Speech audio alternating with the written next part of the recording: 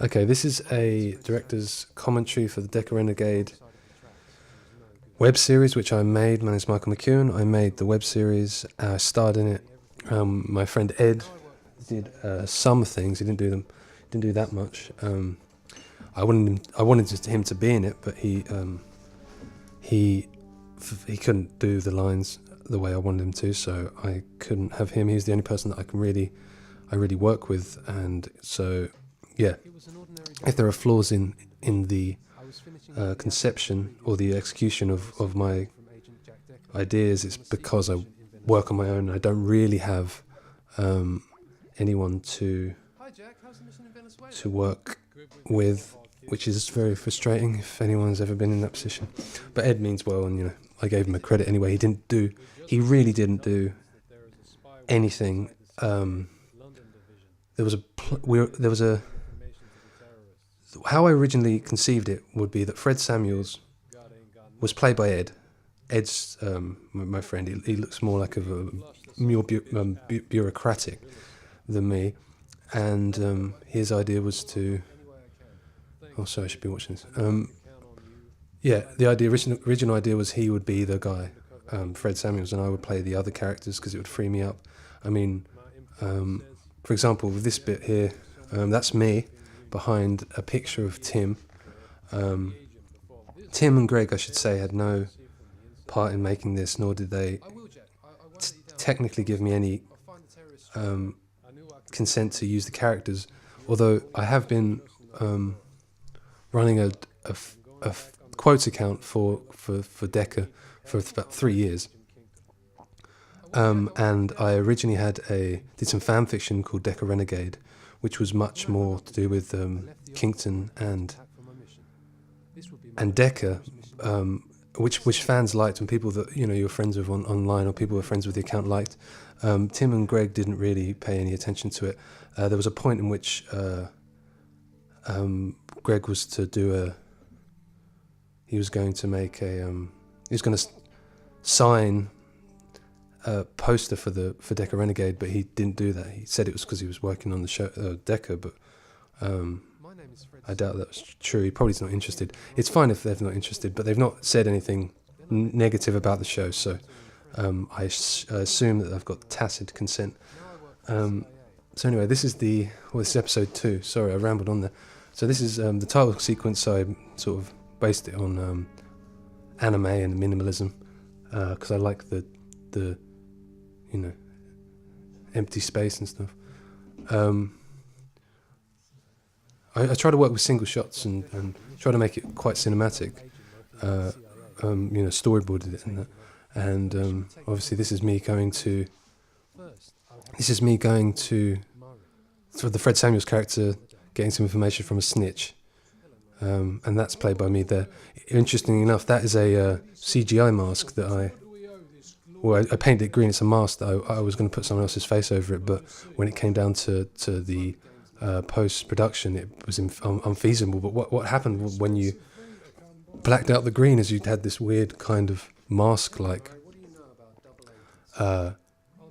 black shapes to the mask. It was good. I think it looks very good. This is my girlfriend's coat. What spivs wear. And it's quite nice to, if you notice, there's the shot reverse shots and the over the shoulders here that I've managed to sync up. I mean, I am operating the camera myself here, so just the fact that it's in focus, even though it's a bit soft, is impressive. I think because you're working with a DSLR, and the screen's very small, especially if you're very far away. So this is Fred's going to Paris here. It's been sent to Paris by a coded comment by the snitch, and but yeah, the original idea for the Deca Renegade was a kind of non-canonical fan fiction that allowed, because the thing is, the interesting thing about Deca is I think it touched on a lot of things that people are feeling in that there is a nostalgia for kind of this kind of 80s no nonsense Schwarzenegger Bruce Willis type character that's kind of it does appeal to a certain kind of macho feeling that you have. I certainly have it in me, but also you can laugh at him, and the Kington character kind of offsets it sometimes with playing this kind of straight man role. But when I first saw the Decker thing, I felt amazing affinity with it, and for what the potential was, because the thing is, I grew up watching a load of these 80s action films, and I felt that whilst Decker is good for what it's doing, I think that you could take the character, if you were to ground the character in a more serious vein, he could become a very good addition to the canon of, like, it's almost like a neo. It's a sort of neo action hero who sort of is kind of befitting for the time. So I saw the potential, and the Fred character isn't intended to be at all away into the sort of the Decker franchise. It's more a kind of, I don't know. I was kind of hoping, if I'm honest, that Greg and especially Tim would have been impressed with all the work that I put into making a ode to the Deckerverse, as opposed to I've got some people having a go, having a sort of a snipe at me for making it at all, because they somehow feel that it's me essentially trying to strong-arm my way onto a creative team that not only doesn't want me, but doesn't see the potential for this franchise. But I enjoyed making it overall. When you make a thing, there is a very strange thing that happens where you have almost you have an idealistic vision of how successful it's going to be when you drop it. Now, I worked on Decker Renegade for a number of weeks on my own, pretty much any free time I had, and it was a feeling that I was doing something that would be welcomed by the community and the On Cinema family,